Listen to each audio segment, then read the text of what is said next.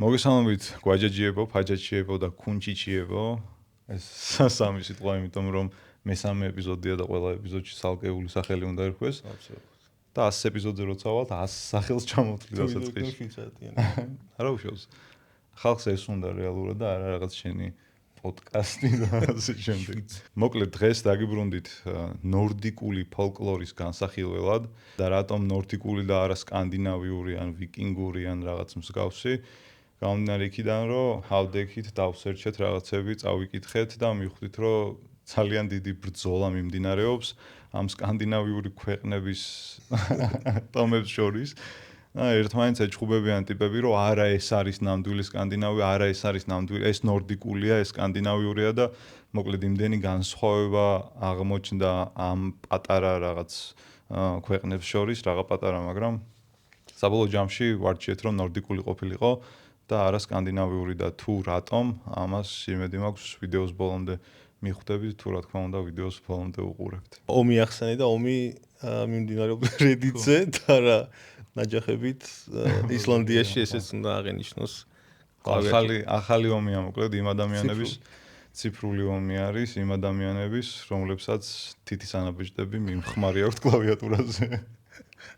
ასევე უნდა აღნიშნოთ, რომ არ შევიზღუდეთ თავი ჟანრების ჭრილშიც და გავაერთიანეთ მოკლედ ეს ყველაფერი როგორც ტრადიციული ფოლკლორი, ისე ფიუჟენ ტიპის ფოლკლორი. კი და ძალიან ბევრი ჩაშლა იყო როგორც რაღაც ტრანს ფოლკლორი, ნეო ფოლკლორი და ბევრი სხვა მცირე ჟანრები, რომელიც საერთო დედაც არის ალბათ ნორდიკული ფოლკლორი. და რადგან ნორდიკულ ფოლკლორს ესე ვთქვათ დასაბამი კონკრეტული წლიდან არ აქვს და შესაბამისად ვერც მოვიპოვეთ ინფორმაცია და არც არის რომ ძეძებოდ ფოლკლორის მთელი მუღამიც ეგ არის ალბათ რომ სადღაც წეში ვიღაც ტიპმა მეორეს დაუძახა რომ და იმანაც ინიგორა შეიქმნა ამოვიდა აქედან ფოლკლორი ეს ვიკინგურსდივად არ წააგავდა მაგრამ და რადგანაც იერარქიულად არ გვაქვს წლები გადავწყვიტეთ ისტორია მოვყვეთ ნორდიკული ფოლკლორის აღმოჩენილი ინსტრუმენტებით, რომლებსაც წლების განმავლობაში ისინი იყენებდნენ და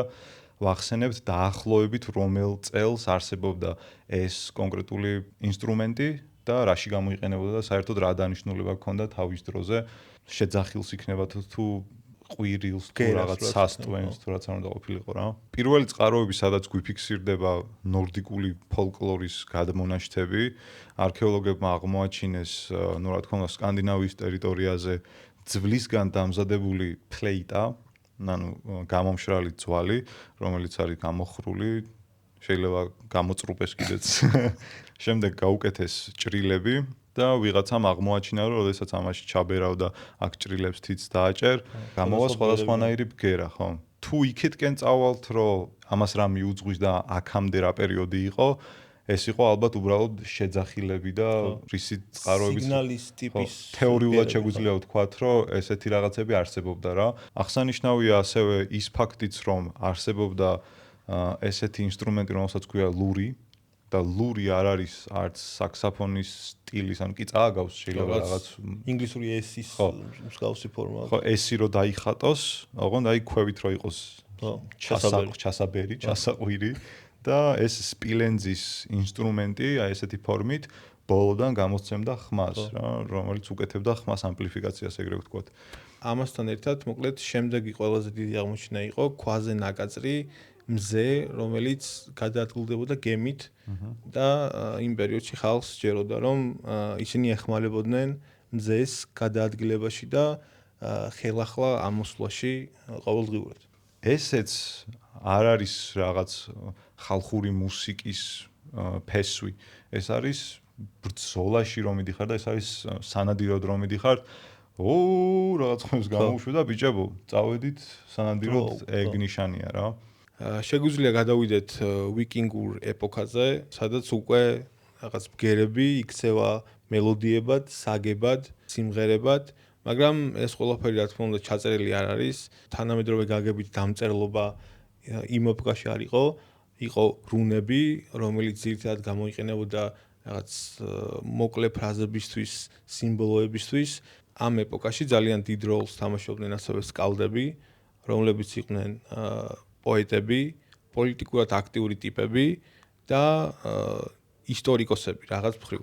სკანდინავიური შოთა რუსთაველები რაღაც ეგეთ. სკალდი ასევე თამაშობდა რაღაც მხრივ სიმართლის როლსაც. თუ სკალდი იტყოდა რომ რაღაც ფაქტი ესე არის, ვერ შეეწინააღმდეგებოდა, იმიტომ რომ მისი სიტყვა კანონი იყო და სწორედ ესე ვთქვათ მისი მისია იყო რომ ეს საგები და პოემები სხვადასხვა ადგილებში მოიყოლა და ისტორიული ფაქტები განევრცო. იყო საგები, რომელიც არის ძირითადად ჯენერალ ისტორიები, მოგზაურობაზე, ომებზე და რაღაც მნიშვნელოვან ფაქტებზე.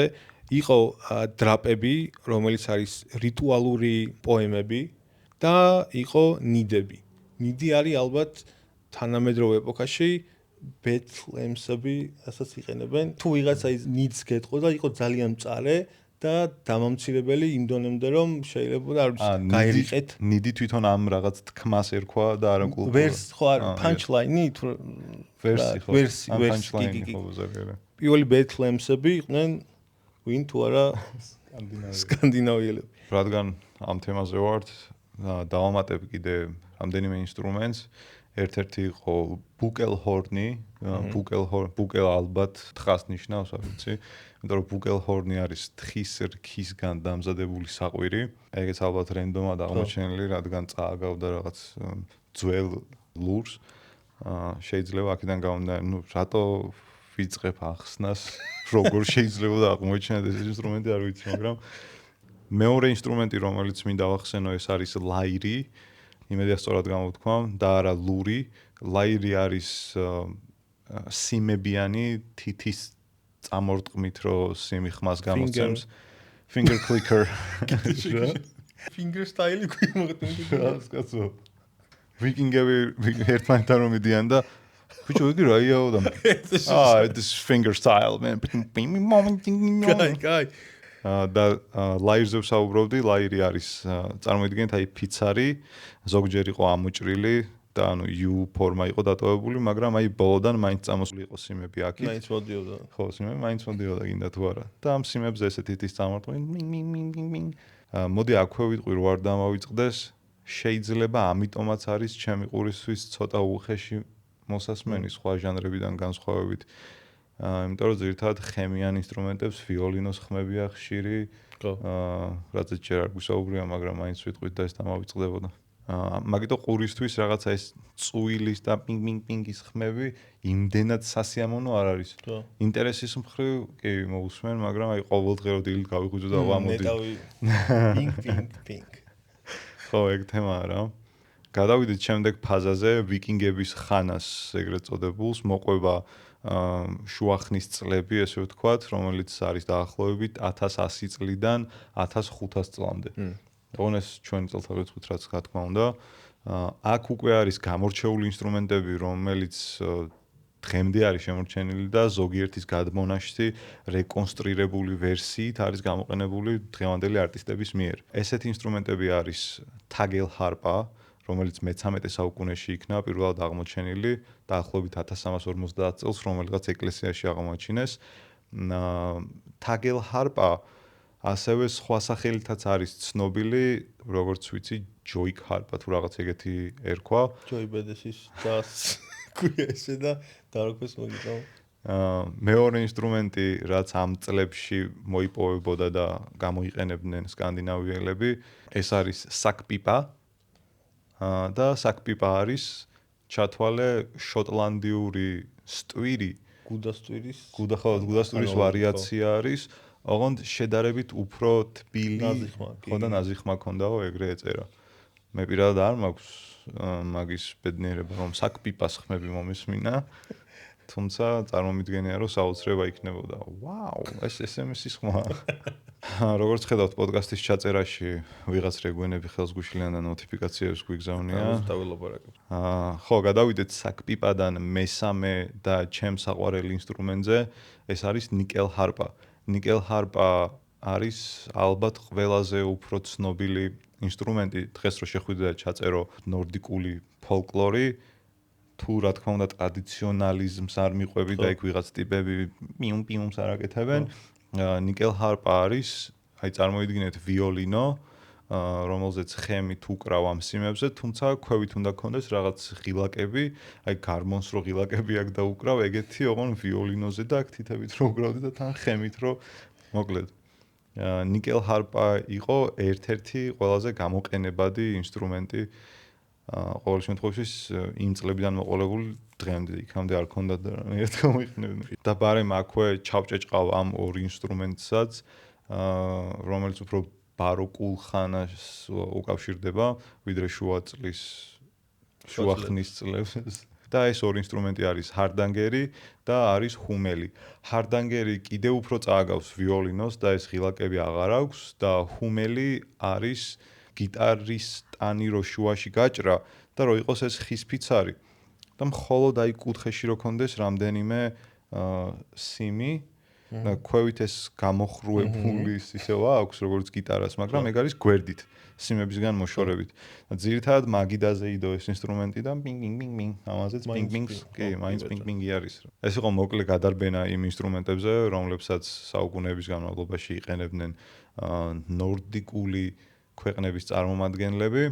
ეხლა კი გადავიდეთ შედარებით უფრო თანამედროვე ხანაზე და აუცილებლად უნდა ვისაუბროთ და ჩავშალოთ ის თემა თუ როგორ უკავშირდებიან ნორდიკული ქვეყნები მათთან ახლო მყოფ ქვეყნებს და როგორ გადადიოდა ეს კულტურა ერთმანეთში.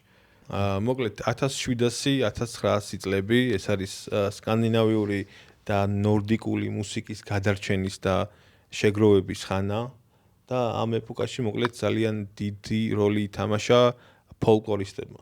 ფოლკლორისტები იყვნენ ტიპები, შე შემთხვევაში ეს იყვნენ მასწავლებლები, პოეტები, ადამიანები უბრალოდ ზრუნავდა იმაზე, რომ ნორდიკული მუსიკა როგორღაც აიღწერა და დოკუმენტაციად ექცია და რადგან ამ ეპოქაში უკვე რაღაც თანამედროვე ნიუანსებიც დიდი დოზით შემოდის, მოკლედ ეს ხალხური მუსიკა, ხალხური პოემები და საგები ნელ-ნელა იკარგება. შესაბამისად, დგება რისკი იმისა, რომ ზოგადად ყველაფერი წაიშალოს რა, არ იარსებოს და ამიტომ ფოლკლორისტებმა განაცხადეს, რომ ხელი მოეკიდათ ამისთვის. შაშობიო ბიჭო, ქრებაო ყველაფერი. შაშობი, როგორც დელეის არ დააზვეთოს. იღებენ რესურსებს ყველასგან, არის იქნება რაღაც მოდელი, მასწავლებელი და სხვა შორის ძალიან დიდი როლი ჰქონდათ ქალთასკეს, რადგან ყველაზე მეტი სიმღერა და რაღაც საგალობლები მათ მიერ იყო შესრულებული და ძირითადი ძალა, საიდანაც ეს რესურსი აიღეს, მოკლედ იყო ნორდიკელი ქალები. ვოკალურად უფრო ხელშემწყობი სქესი იყო ქალის, მდედროვითი მოდი ვთქვათ, მდედროვითი სქესი იყო, რომელიც მღეროდა და მამაკაცები იშვიათად ეხა მე რომ ახსოვს ბიჭებთან რო ვიჩიტებოდი ინსტრუმენტებზე უკრავდნენ უფრო ან დრონებს აკეთებდნენ დრონები არის რაღაც ეგეთი ხმები ბანი რო თქვა ვიდნარის ბანი ბაჭი თუ რა უნდა თუნდაც ის რომ ბავშვებს უმღეროდნენ ყოველღამით რაღაც სიავნას თუნდაც ეკლესიაში რაღაც საგალობლები იყო სწორედ ამიტომაც ქალბატონებს აღმოაჩნდათ უფრო მეტი მუსიკალური SSD უფრო დიდი ქონდათ ქალებს ვიდრე კაცებს. სწორედ ამ პერიოდის ბრალია რომ ბევრი ალბომი და ბევრი ჩანაწერი, რაზეც უნდა ვისაუბროთ, გვაქვს ხელთ და ეს ჩანაწერები რო არ გაკეთებულიყო ფოლკლორისტების მიერ, ეს ყველაფერი უბრალოდ არ იარსებოდა და ამიტომ ძალიან დიდი წვლილი აქვს მათ ნორდიკულ ფოლკლორში ზოგადად. მადლობა გადაუხადოთ. მადლობა ყველა ფოლკლორისტს. ყველავის? ფოლკლორისტს. ფოლკლორისტს. ვის? Oh no man. Boldy James. Boldy James. თვითონ ნორდიკული ჟანრი რო გაიყოს ესე ხუთ ქვეყანად რო დავყოთ არის ისლანდია, შვედეთი, დანია, ფინეთი და ნორვეგია. ხოლო აქედან უკვე განშტოებები რაც მოდის, თუნდაც გრენლანდია ავიღოთ, თუნდაც ფარერები, რუსეთის ჩრდილო-დასავლეთი კუთხე, ბალტიისპირეთი ალბათ. ხო, ბალტიისპირეთი. სწორედ ამ ბალტიისპირეთში არის განსხვავებული სახელობის ინსტრუმენტები, რომლებიც რეალურად იგივე ინსტრუმენტები აღმოჩნდა, რაც ამათ ჰქონდათ. თუმცა ყველას თითქოს მოდიფიცირებულია ხო? მოდიფიცირებული და თავიანთი კულტურის ნაწილი უნდათ რომ ყოფილიყვნენ. აი მაგალითად ფინეთი, ესტონეთი, ლატვია და რუსეთის გარკვეული ტერიტორია თითქოს ერთი განშტოებაა იქით. მეორე განშტოება არის ნორვეგია, შვედეთი, დანია, ატლანტის ოკეანეში პატარ-პატარა კუნძულები და ფარერების კუნძულები. ასევე აუცილებლად აღსანიშნავი არის სამების ხალხი, ანუ სამი people ეგრე არის უბრალოდ ხო სამები ეგრე ქვიათ რა ტიპები, სამები და არა სამები არიან ადამიანები, რომლებიც დაახლოებით 30,000-ნი არიან პოპულაციით. საკმაოდ პატარა ქვია. პატარა გენგია მოკლედ. თუმცა ამ სამებს აქვთ შემონახული, აი როგორც მოიხსენებენ ბალტიკის ფსალტარიონები. და ეს ფსალტარიონები არის ინსტრუმენტების ჯგუფი, ცოტა რთული დასამახსოვრებელი იყო, ამიტომ ბოდიშის მოხდით აი აქ ხელით ჩამოვწერე და ეს არის კანტელე, რომელსაც ფინელები ეძახდნენ ესე, კანტელე, კანელი, რაც ესტონეთში იყო გავრცელებული, ანუ ინსტრუმენტი იგივეა სახელზე. მაქვს აქცენტი. ზუსტად იდენტური ხო? ხო, ლატვიაში არის კოკლესი, ლიტვაში არის კანკლესი და რა თქმა უნდა ყველაზე რეგვენები, რუსები, გუსლი. ეს არის ბრუსლი და გუსლი. კანტელე, კანელი, კოკლესი, კანკლესი, გუსლი. კაგნუ კზე რო დაიწყო ეგეც. ხო, კზე დაიწყო და всё, კუ ყოფილიყო. კუვალდა. კუ ყოფილიყო. რაზე უკრავო, ეგო კუაო. This is cute. ასევე ამ სამების ადამიანებს ჰქონდათ ცითერები, თუ სწორად წარმოვთქვა ამ სიტყვას, და ეს ცითერები არის მსგავსი იმ ინსტრუმენტისა, რომელიც წინათ ვახსენე, ანუ ეს წაგრძელებული ფიცარი და იგივენაირად სიმები იყო გავლებული და ამ სიმებზე ისევ პინგ-პინგ-პინგზე გადავდივართ რა. სხვა შორის რაც სამებს აქვთ, იგივე სტილის ხმის გამოცემის ვარიაციები, არ ვიცი სხვანაირად როგორ დავარქვა ამას, როგორც არის კულნინგი და იოიკი. ეს ორი კულტურა დღემდე რო გვაქვს შემონახული, ერთ-ერთი, ყოველ შემთხვევაში დიდი წვლილი მიუძღვით ამ ადამიანებს რა. და იოიკზე მაგალითად შემიძლია ის ვთქვა, რომ ეთნომუსიკოლოგები მიიჩნევენ ევროპაში ყველაზე ძველ კულტურულ ხმად, რომელიც დღემდე გამოიყენება. აი YouTube-ზე რო შეხვიდეთ მაგალითად დასერჩოთ იოიკი, რამდენიმე წლის წინ დადებული ვიდეოებით შეხვდებათ, მაგალითად მთებში რაღაც ტბის დასაწყისში როგორ დგას ვიღაც ქალი და ამ იოიკს აკეთებს. როგორც თვითონ სკანდინავიელები ამბობენ, შენ არ აკეთებ იოიკს, არამედ იოიკი გაკეთებს. არამედ შენ იოიკავ ვინმეს ან რამეს. ანუ იოიკავ რაღაცას, მაგალითად მე მინდა გამოვცე, ანუ პერსონიფიკაცია გავუკეთო ხეს, რომლის ქვეშ ჩემმა მეზობელმა მოისაქმო მაგალითად და ამ ხის ტირილის იოიკი მინდა გავაკეთო რა. ანუ შენ რაღაც იმ ხის კივილს ან გრძნობას გადმოსცემ შენებური ხმით. ეს არის იოიკი. ხოლო შორის ძალიან საინტერესო არის ამ იოიკების დიფერენცირება, როგორ ახდენენ და საერთოდ როგორ წარმოუდგენიათ სხვადასხვა ცხოველის თუ მცენარის ხმა რა და როგორ გამოსცემენ ამას მერე ძირითადად ქალები აკეთებდნენ ისევ ამას. ხოლო კულნინგს რაც შეეხება, კულნინგი იყო მაგალითად ხო მაგალითად ტბის ერთ მხარეს თუ იყო ერთი ქალი და მეორე ქალი იყო მეორე მხარეს და უნდა რაღაცის გამოგზავნა ნავით, საიდან უნდა ვიცოდე ხა შენ რომ მოსული ხარ ადგილზე უკვე და უნდა გამოგიგზავნო ეს. შეიძლება ნავში ვიღაც ისხდეს უკვე, მაგრამ ნუ რო იცოდეს რომ იქ ელოდება ის ტიპი რა. ეს ქალი აკეთებს კულნინგს და ჩულებოდ არ შემიძლია ეგა არა ვერ ეთყო და რაღაც აქ ვარ. ანუ არ ესმოდა და ეგა მთელი მუღამი რო ეხა შენ რო 2 კილომეტრით წინ ხარ. ხო. კაცი რო ყოფილი. გოგო გამოვიშვათ იგი. კაცი რო ვერ აკეთებდა ამას. ალბათ შეეძლოთ კაცებსაც, მაგრამ კაცს რა თუნდა ვირაცხა იგი პროდუქტის გამოგზავნა წავა და დეითრებს დღეში მაგას. ეგეც არ თავის. ქალები, როდესაც მაგალითად რაღაცას უგზავნიდნენ ტბიდან რაღაცით, რომ ემცნოთ, აი ის რაღაცას უნდა მოხდარიყო, მოხდა რა.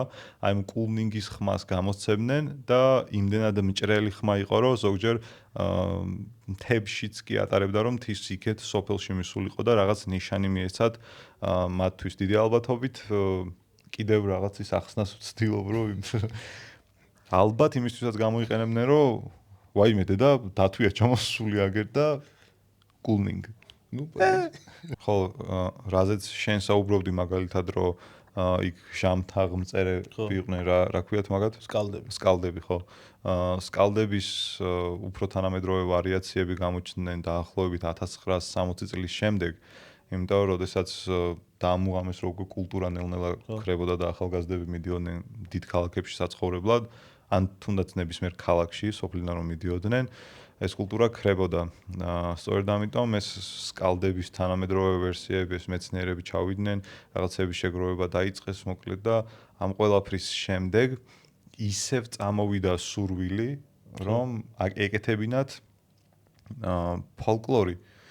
ოღონდ უკვე იმდენი დრო იყო გასული, ახლა სულ რო ქვის ხანიდან დავიწყოთ, ხო, მაგალითად ფოლკლორი და აღვიქვათ, რომ მაშინ არსებობდა ეგ ხმები რა. იქიდან წამოსული ძალიან რთულია, რომ მე-20 საუკუნის ბოლოს ადგე და რაღაც ლური დაიჭირო ხელში და ამას დაარქვა მუსიკა რა. თუმცა არიან ადამიანები, რომლებიც ეგრე ფიქრობენ და ზუსტად ომზე, რაზეც საუბრობდით, რომ ერთმანეთს ერჩიან თქო, ეგა. მუსიკის კეთების დროს, უკვე როდესაც არტისტებმა დაიწყეს ახალი მუსიკალური ინსტრუმენტებით და ახალი ტექნიკით ტრადიციული ფოლკლორის კეთება, უბრალოდ ფოლკლორის კეთება, გაჩნდა ორი განშტოება. ერთი არის ტრადიციონალისტები, რომლებიც შეგიძლიათ ჩვენი YouTube playlist-ში ნახოთ, რამდენიმე ვიდეო ჩავაგდე, სადაც ორკესტრივით არიან მოკლედ შეკრებილნი და არანაირი ვოკალი, მხოლოდ პინგ-პინგ ინსტრუმენტებით. აკუსტიკური არის, სრულად აკუსტიკური არის და ეგ არის ტრადიციული ფოლკლორი. ვიღაცებს ეგ მიაჩნიათ სკანდინავიურ ფოლკლორად. ჩვენთვის მაგალითად ფოლკლორი არის თუნდაც ის ფიუჟენი, რომელიც მეორე განშტოებაა რა. ერთი არის ტრადიციონალისტები და მეორე არის ფიუჟენ არტისტები. ანუ მე Ford Fusion-ის თავარი მძღოლი. ანუ მოკლედ ალბათ მან თავარი ფაქტორი ის იყო, რომ ის ავთენტურობა რო შეინარჩუნებინათ, მოკლედ პირველი კატეგორია არის, ვინც ფიქრობს, რომ ისევ ის ხელშეუხებლობა აუცილებელია ფოლკლორისთვის და ეს მხოლოდ აკუსტიკური ინსტრუმენტები, მხოლოდ არაგაციფრულებული ხმა და ასე შემდეგ.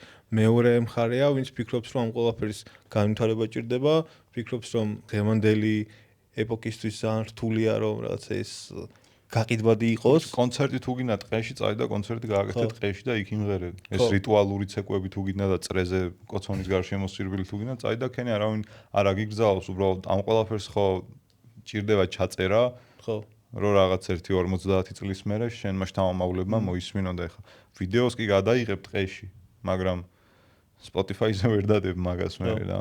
ეგეთი თემა. ეს საგები და პოემები და ეს ამბები, რაც შემდეგ მუსიკად და მე კიდევ უფრო ალბომებად იქცა, მოკლედ ძალიან დიდი ნაწილი ეძღვნება სწორედ აი ამ მითოლოგიას, Thor-ს, Odin-ს, ფრეას, დღემდე და ასე შემდეგ. ამდენ ალბომში არის იგდრასილი და ჩემი პირველი სკანდინავიური პლეილისტის კი იყო, რომ კრონოს მიმყავს იგდრასილში.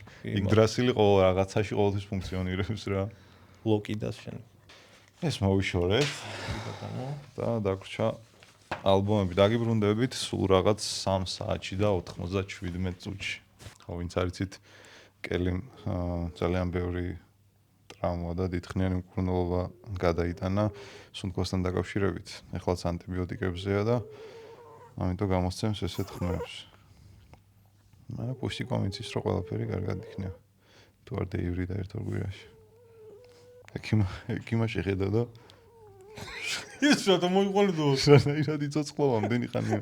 სანამ ალბომებზე გადავალთ, კელის აქვს 1-2 სიტყვა სათქმელი.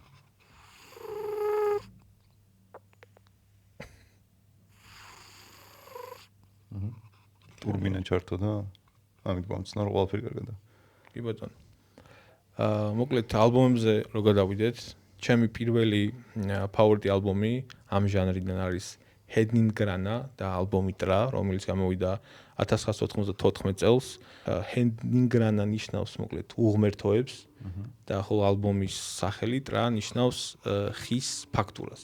Hedningrana არის შვედურ-ფინური პროექტი, რომელიც 1999 წლიდან ქმნის ამ რაღაც მაგიურ ალბომებს, რომელიც გაჯერებულია ძირითადად ექსპერიმენტალური ფოლკლორული მუსიკით.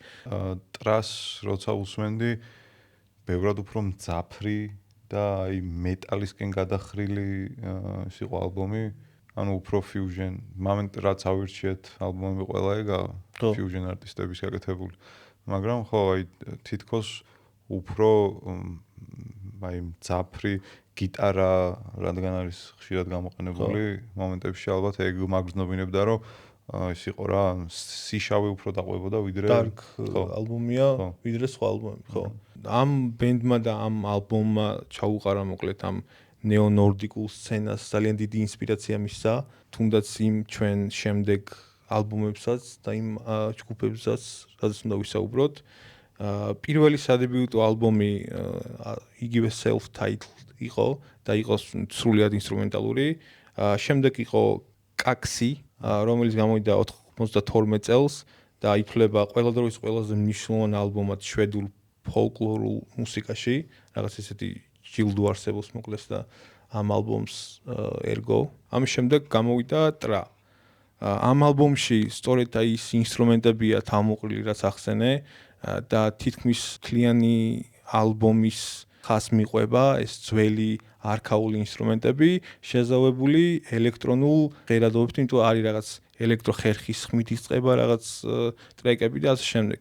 Hedningrana იყენებს ისეთ იშვიათ ინსტრუმენტებს, როგორიც არის სეკპიპა, აღნიშნული, ასევე იოჰუკო, მურო ჰარპა. შენს მიერ ნახსენები ნიკელ ჰარპა შვილობილი. ამ ალბომიდან გამოვარჩევს 3 ჩანაწერს, პირველი არის Raven, მეორე Scroutwell და მესამე Varktimen. მადლობა. Varktimen. double main. მეორე ალბომი, რაც ავარჩი, არის ტრიაკელის 2004 წლის ალბომი, რომელსაც ქვია Sanger Fan 63N. მე ერთად ვერ გამოვთქვა. მეგონი წინვალე იყო. Songerfran. მაინც არც თამასა. Songerfran. მაქვს. კარგად. Songerfran. ანუ 63 იმათენაზე არ ვიცი როგორ იქნება. Songerfran 63N.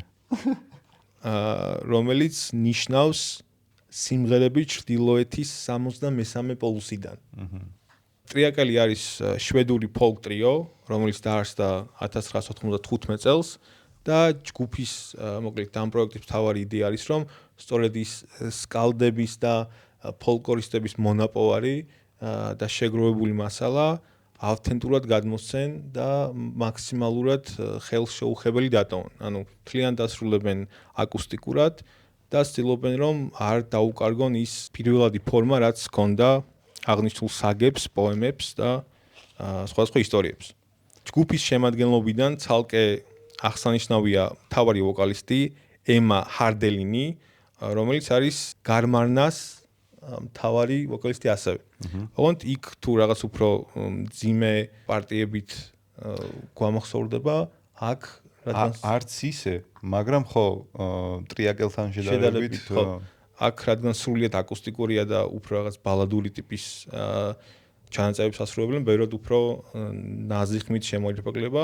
ამ ალბომში ასევე არის შუა საუკუნეებისთვის შესაფერისი საცეკვაო სიმღერებიც, რომელიც გამოირჩევა რიტმიკით და მისი მელოდიურობით. ამ ალბომიდან გამორჩეს 3 ჩანაწერი. პირველი არის Wait, მეორე არის Lila Tatila და მესამე Grannar Vanner. ჩვენიერი ჩანაწერებია, გირჩევთ რომ მოусმინოთ ამ ალბომიდან ამ 3-ს მაინც. მესამე ალბომი, რაც ავარჩი, არის Heilungi და 2019 წლის ალბომი Futa. თუ არა. Futa. ხო, აი. აი, ორე. ანუ როგორც the on Futa. და Futa. თითქოს აფურთხებ ტიპს. Futa. კი ბატონო, შვენიერია. ჰეილუნგი შეიქმნა 2014 წელს კოპენჰაგენში, დანიაში და ის დაარსა ორმა არტისტმა. პირველი არის კაი ფაუსტი და მეორე არის კრისტოფერ იული.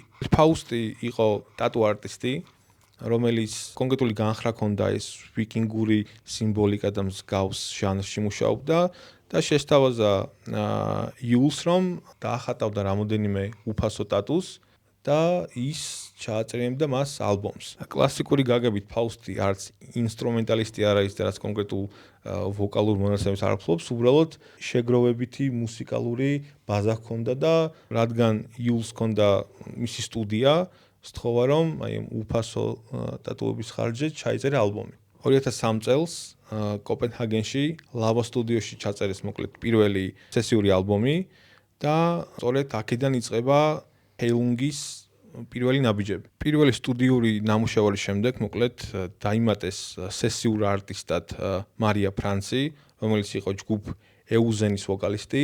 ჯერ რაღაც პერიოდი უბრალოდ ბექგრაუნდში მღეროდა მოკლედ და ჩანაწერებს აფორმებდა. რაღაც პერიოდის მერე უკვე ჯგუფის ერთ-ერთ წევრად იქცა. 2015 წელს ჰეილუნგმა გამოუშვა პირველი სრული სადებიუტო ალბომი, რომელსაც ჰქვია ოფნირი და სწორედ ამ ალბომით 2017 წელს შუა საუკუნეების ფესტივალზე მიდსგარდ ბოლდზე და კასტელფილდზე წარსდგა. ეს ჩანაწერები მოხდა შემდეგ YouTube-ზე, იმიტომ რომ პერფორმანსიც რომ ნახოთ გამოჩნდება რაღაც ძალიან ბევრი რიტუალური აქსესუარები აქვს, განათებაც მის როლს თამაშობს და ჩაცმულობაც. კი.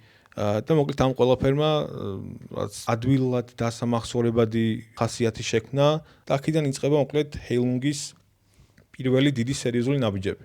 ხოლო მეორე სტუდიური ალბომი, რომელიც კონკრეტულად მე ავარჩი, არის Futa. აქედან ძალიან ბევრი ჩანაწერი იყო გამოყენებული ვიკინგების მე-6 სეზონში და ასევე საუნდტრეკი არის Hellblade 2-ის. გაქვს ეს თამაშები? ნათამაშები არ მაქვს. ნახი.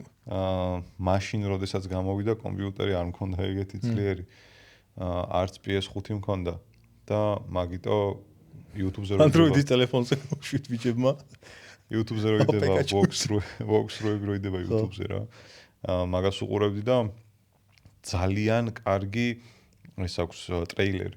კი. და როგორ თამაშობდი storyline-ით არის ხო რაღაცა გამოქვაბული ხო რაღაცა გამოდიხარ და იქ რო გიგანტის დაბა, კაროჩე.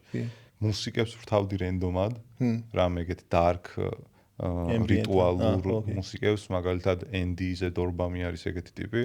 ფონად მქონდა გაშვებული Senua's Hellblade-ის ტრეილერი, რომელიც საკმაოდ დიდხნიანია, ამავდროულად მუსიკაც დიდხნიანი და ფონს ვურჩევდი მე, ესე ვთქვა და მაინტერესებდა რამდენად დააჯდებოდა სხვა კულტურის წარმოდგენილი მუსიკა ამ რაღაც ვიზუალს. რაც არაფერ შუაში არ არის საერთოდ დღევანდელ ეპიზოდთან, მაგრამ random ფაქტები ხო ეს ხა. ასე უნდა გამორჩი ორი ჩანაწერი, არის Svanrand და Norupu. Svanrand. მადლობას მოგახსენებთ ბატონო გიორგი, წარმოდგენილი სამი ალბომისთვის. აი ხართ. ჩემთვისაც საინტერესო ბენდები იყვნენ და კიდევ უფრო მნიშვნელოვანი ჩემთვის ის არის, რომ ტრიაკელის სოლისტი, ჩემ ერთ-ერთი საყვარელი ალბომის სოლისტია. Eivindთან ერთად, თუმცა ხო. ეხლა კი გადავიდეთ ჩემ ტრიოზე. ტრიო მანდილი. ჩავიშალა იმენა. პირველი ალბომი, რომელზეც მინდა ვისაუბრო, ეს არის მინდა ვისაუბრო ხან და ხან. პირველი ალბომი, რომელზეც მინდა ვისაუბრო, არის ბენდი ვარდრუნას ტრილოგია ალბომებიდან. ეს არის შუათანა, რომელსაც ჰქვია რუნალიოდ იგდრასილ. ნიფ. როგორ ქვია? რუნალიოდ. და რუნალიოდი, ანუ რუნების კონცეპტუალიზმით დატვირთული ტრილოგია არსებობს ამ ალბომების. ვარდრუნას თავისი ლოგოც კი აქვს გაკეთებული, რომელიც რუნისეულ რაღაც წარწერას მიამსგავსებს, ან რაღაც სიმბოლოს ხო. ამ ალბომში არტისტებიდან ორ ადამიანს გამოვარჩევდი. ერთი არის ეინარდ სელვიკი, რომელსაც ზედმეტად ჩაჭერილი აქვს ესე ვიტყვი მუსიკის კეთებაზე, ცოტა ხანში ვახსენებ რატომაც. და მეორე არის ლინდიფაი ჰელა, ერთ-ერთი ფავორიტი ქალი არტისტებიდან ამ ჟანრში, ჩემთვის ყოველ შემთხვევაში. კიდევ უფრო სასიხარულოა ის ფაქტი, რომ მე არ ვიცოდი, მე აღმოვაჩინე სიმართლე ითქვას, რომ ეინარდთან ერთად ამ ალბომში მღერის და ეინარდს რატო აქვს ჩაკეცილი მუსიკის კეთებაზე, ამაზე მინდა ვისაუბრო. ტიპმა როგორც თვითონ იძახის, პროცესი უფრო უყვარს, ვიდრე რაღაც პერფექცია რა. ანუ პროცესში რაც გულისხმობ, მომენტებში გაყავდა ხალხი ტყეში გაგონდა ინსტრუმენტები და იქ იწერდა ხმას, რომ მაქსიმალურად ავთენტური ყოფილიყო ზოგიერთი ინსტრუმენტის და აი ეგ ატმოსფერო შეექმნა ყოველ შემთხვევისთვის, რა სტილსაც ემსახურება ეს მუსიკა რა. მიდგომა ქონდა და ეს ალბომი ხო ეგეთი მიდგომა აქვს. თვითონ ალბომის ინსტრუმენტაციას რაც შეეხება, დავიწყოთ იქიდან, რომ კონცეპტუალური ალბომია და ამ ალბომში არის გამოყენებული ისეთი ინსტრუმენტები, როგორც არის თაგელ ჰარპა, ზემოთხსენებული, კრავიკ ლაირი, ანუ ლაირის სხვანაირი ვერსია, იყენებდნენ იმ თხის საყვირსაც და ამავდროულად საინტერესო ის არის, რომ ამ ალბომში გამოყენებული რამდენიმე ინსტრუმენტი არის არქეოლოგების მიერ აღმოჩენილი ძველი ინსტრუმენტების რეკონსტრუქციები, რომ მაქსიმალურად მიემსგავსებია ხმა, ხო, იმ არქეული ეპოქის ხმას და ამიტომ ვიძახი, რომ ჩაკეცილი აქვს ნამდვილად. ამ ალბომში არის ერთ-ერთი გამორჩეული ტრეკი Helvegen და ეს Helvegenis ტრეკი რატომღაც ყველაზე მეტად დაქავერებული ტრეკი არის ჯერჯერობით, რაც კი მომხდარა ამ ჟანრში რა. ინსტრუმენტალურად აკავერებენ თუ არ აქვს მნიშვნელობა. ჩემთვის ყოველ შემთხვევისთვის კი მესმის რა იდეაც დევს და ინსტრუმენტაცია და ამ შემდეგ, მაგრამ ჩემთვის ეგეთი შთამბეჭდავი არ იყო. მაგრამ ნუ რატომღაც ნორდიკული კულტურის წარმომადგენლებს იმდენად მოეწონათ, რომ ბენდები ადგენენ და დაიწყეს სამის ქავერების ჩაწერა. ეს ალბომი, მიუხედავად იმისა, რომ ჩემ ფავორიტებში არის, ყოველდღიური ისევე როგორც მაგალითად ამაზე ვახსენეთ, თუ ვიდეოში არ გვითხოვს მე მგონი, სანამ დავიწყებდი ჩაწერას, მაშინ ვსაუბრობდით. ყოველდღიურად რთულად მოსასმენია, თუმცა აი ეს კონცეპტ ალბომები ძირითადად ეგეთია, რომ ერთხელ ჩართავ, მოისმენ, მიხვდები, რისი თქმა უნდა, არტისტს და всё, გაატარებ რა, მე მოვბრუნდები რაღაც დროს. საერთო ჯამში შენ რთულია პოვნა იმ პერიოდის, როცა შეიძლება ამას უსმინო. ხო, ანუ რაღაც აი მოусმენდი ახლა მაგალითად რაღაც. ანუ რა უნდა ხდებოდეს მოკლედ. დაბადების დღეზე რო ხარ და მოდი ვარდრუნას იგდრასილის ალბომი ჩავერთო. სანდორას წვენზე ჩავდივარ რონაბიჩი, დიახ. რასკვია ტომატის წვენი არ გაქვთ. შკარო ამოგაგდო. რო ყვიდა ბიჭები რომ მოდიან. მეორე სალონი გახსენ. მენეჯერს დავუწევ. არმაზი რო ამოდის ორი ნაბიჯიდან. მეორე ნორდიკული ალბომი, რომელზეც ვისაუბრებ, ეს არის ბენდი გარმარნას მიერ გამოშვებული 1994 წელს და მას ქვია ფიტრადსა და გარმარნას სხვა ალბომებს შორის ცოტა არ იყოს გამირთულდა რომ ამერჩია რომელი მინდოდა, თუმცა გეტყვით რატომ ავირჩიე ვიტრადი. პირველივე ტრეკიდან, როდესაც იწყება ალბომი, არაფერზე არ უნდა იფიქრო რა, არ უნდა იფიქრო რომ ნეტა მომეწონება თუ არ მომეწონება, უბრალოდ უნდა გაითიშო. დაიწყებ თუ არა მოსმენას, ეგრევე მიდიხარ რაღაც ვიკინგების ნადიმზე. ხო. რაღაც 850 წელს რა. და აი ფილმებში როგორც არის ზუსტად ატმოსფეროს გიქმნიან ძალიან კარგად. მით უმეტეს ეს ინსტრუმენტები, ძალიან ბევრი ინსტრუმენტი არ არის გამოყენებული მომენტებში, დაჟე აი ეს აკუსტიკურობა და ზოგჯერ აკაპელა, ეგეც კი არის, ვიდრე დაუშვათ დრონები და რაღაც დრამს ხო საერთოდ არ იყენებენ, მაგრამ ბიტი აქვს თვითონ ხო და ეს ზრდება ხო. იმდენად კარგად არის გაკეთებული ვიოლინოების ხმა, ნუ ვიოლინოს არ იყენებენ, მაგრამ მისი ალტერნატივები რაც აქვთ სკანდინავიელებს, ამ ნადიმზე ხარ და რაღაც მომენტში გონია რომ ვიღაცა მთვრალი ბიორნი მოდის და ბიორნი უნდა მოვიდეს და დალიეო ბიჭო, რა გჭირს ვაგერო გოგოები მღერიანო. რაღაცა ეგეთი შთაბეჭდილება მრჩება და ეს ალბომი მომენტებში მართლა არის სასიამოვნო მოსასმენი რა. განსხვავებით ვარდრუნასგან, გარმარნას აქვს რაღაც თავისი სპეცი თუ რაღაც signature sound-ი რა. მით უმეტეს მაშინ, როდესაც 90-იანებში და 80-იანების ბოლოში ადამიანები, რომლებიც იწყებდნენ სკანდინავიური ფოლკლორის კეთებას, უნდათ რომ აი ტრადიციონალიზმში გადასულიყვნენ და მოდი აი ეს ხაზი დავიჭირო და ამ ხაზს არ გადავწდეთ რა. ამ დროს გამოდის გარმარნა და აკეთებს რაღაც საოცრება. Put your hands up. შეწყვიდე. ვიოლინოებზე ვსაუბრობდი წინათ და ის მინდა დავამატო, რომ სამი არტისტი ყავთ, რომელიც ვიოლინოსებრ მათი კულტურის ინსტრუმენტებზე უკრავენ, რაც აი ერთი ხმა ხო არის რეალურად, მაგრამ ამ ხმის სამმაგი ვერსია მოგდის.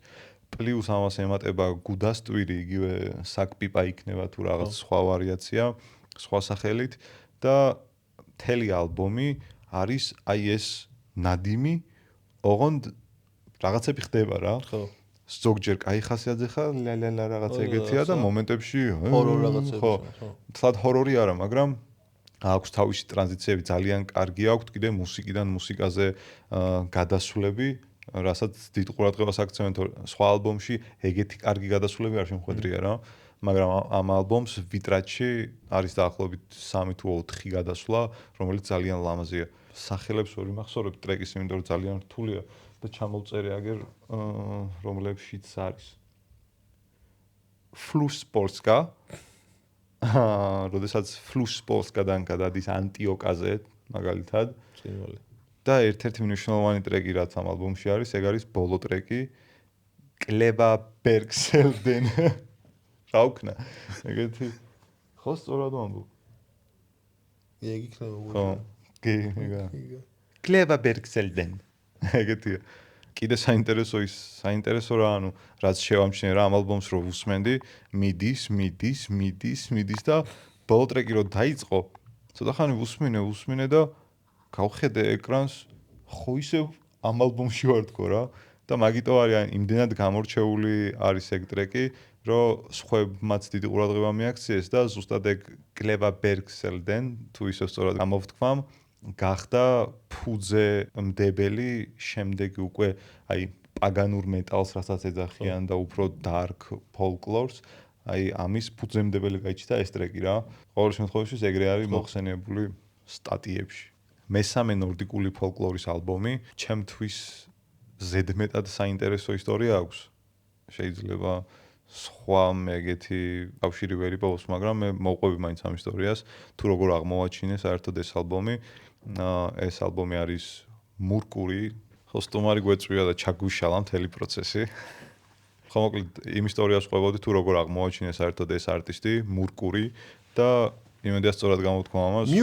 Murkur Falkensage ქვია ამ ალბომს. 2013 ან 2014 წელი იყო. რეპერმა Arey აი აბსურდული გადასვლა, მაგრამ რეპერმა Arey-ზე რაგედმენმა გამოუშვა თავისი ალბომი და დადროპა ვიდეოს სინგლის promotional video იყო ესე ვთქვათ.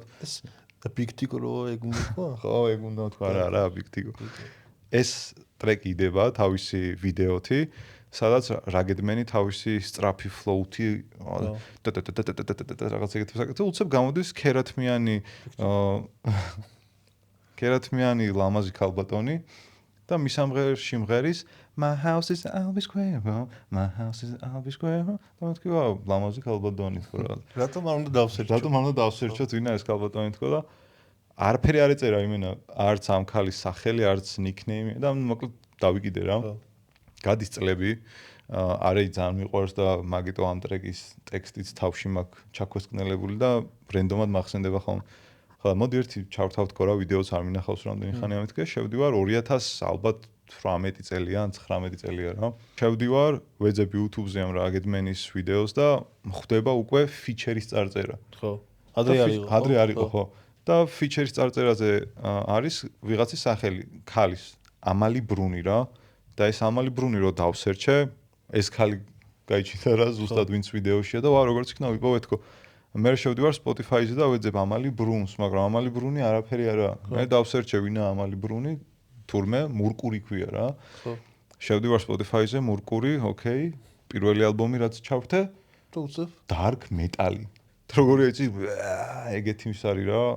ძალიან სტრანი იყო და რანაირია მეთქი ეს გადასვლა თქო საერთოდ და მე ვხედავ ძალიან ლამაზ artworks, მწვანე რაღაც მთები, წყალი თუ ზემო აქვს და ეს короче იჩითება ეგ და Falcon Sage რა, ეგ ალბომი რომელზეც ეხლა საუბრობ რეალურად, ამალი ბრუნი იგივე მურკური. ჩავრთე ეს ალბომი და ნახე, აღმოაჩინე რეპის მისამღერში მერე თურმე აკეთებდა პაგანურ რაღაც dark metal საშინელებას და 2018 წელს აქვს გამოშვებული ეს Falcon Sage. ჩავრთე და რო ჩავრთე ეგრევე მივხვდი რომ ბოლომდე უნდა მომესმინა ამ ალბომზე და იმ დროსვე რომ ბოლომდე უნდა მომესმინა რა რაც უნდა მქონდა საქმე ამაზე უნდა მომესმინა არ მაინტერესებს. ხო მე რაც მახსოვს რაღაც ანგელოზებით გავავს ხო რა საოცრება ჯერ ერთი დასაწყის თუნდაც ის ფაქტი რომ მომენტებში რამდენიმე ტრეკი აქვს სადაც ინგლისურად მღერის ხმა აქვს რაღაც საოცარი და რო ვკითხულობდი მე ინფორმაციებში წერია რომ წლები ვარჯიშობდა ამ ხმის დასაყენებლად და როგორც იქნა ეს თავისი რაღაც წარსული მოიტოვა უკან და რაც უნდოდა რეალურად შვედი არის თვითონ და რაც უნდოდა ის გაეკეთებინა ამისთვის ბევრი ვარჯიშა და ბოლოს გამოუშვა ეს ალბომი რა საოცრება აი ანგელოზის ხმები ჩაგესმის გონია რომ უსმენ Falcon Sage-ს თემატურობა დიდად საოცარი არ არის რაღაც სიკვდილი სიცოცხლე სტანდარტული ხო როგორც ხდება ხოლმე რა არაფერი კონცეპტუალური და მსგავსი, მაგრამ სიმართლე შეთქოს აი საერთოდ არ მაინტერესებს რას ლაპარაკობს რა. იმდენად ბედნიერი ვარ როცა ამ ალბომს უსმენ რომ არც ვუფიქრდები აბა ერთი რას ამბობს ეს ქალბატონი. ამალი ბრუნის სკილებში ნიკელ ჰარპას გამოყენება არის ერთ-ერთი ტოპი.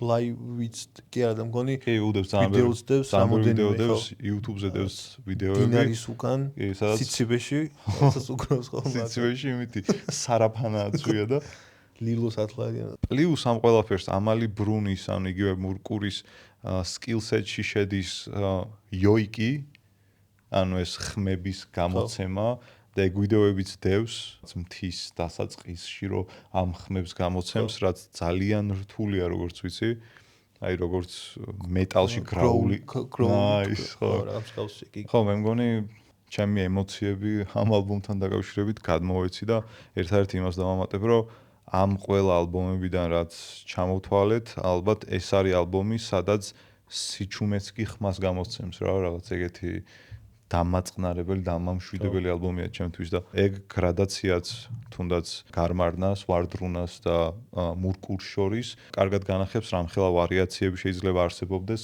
სკანდინავიური ფოლკლორის, ნორდიკული დიაპაზონი დიდია. კი, ძალიან. და ამის საშუალებას აძლევს უბრალოდ ეგ ფიუჟენ არტისტები, ამიტომ ვერ ვგებულობ რატომ უნდა დაგმო ის რომ ადამიანები ცდილობენ რაღაც განსხვავებული გააკეთოს და მიაწვე იმას რომ ტრადიციულობა.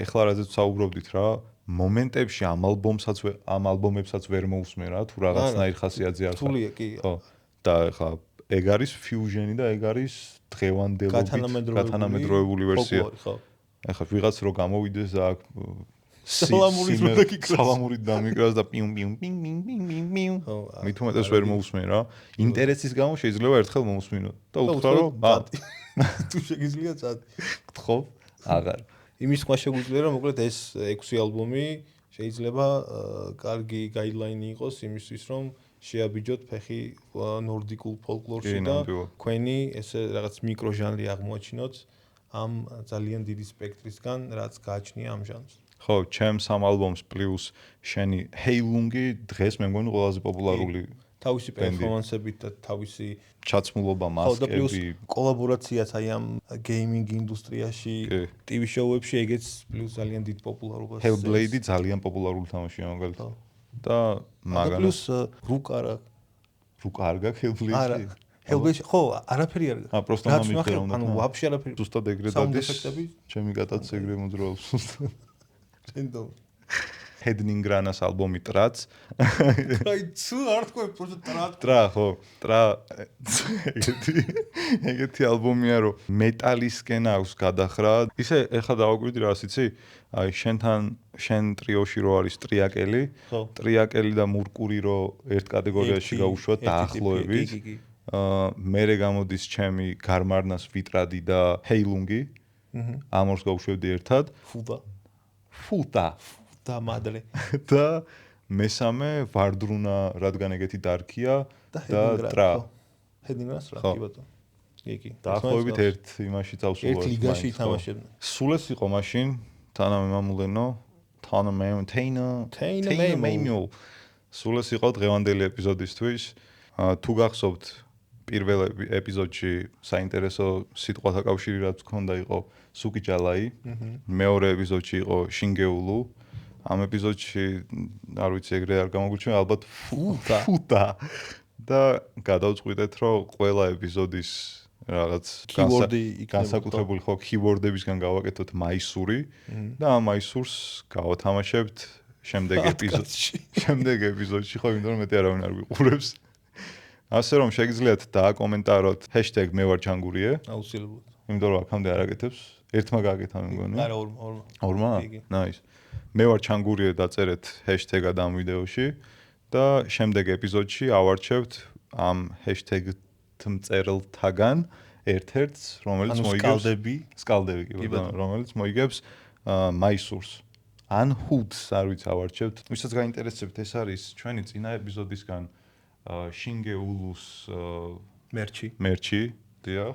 ეს ერთადერთია და მე რო ქუჩაში გავალ და ვიღაცები მკითხავენ, ეს მაიკა, სად შევიძინო და ამას მხოლოდ YouTube-ზე #მევარჩანგურიეს დაწერით, შეიძენ მეთქი ვეტყვი.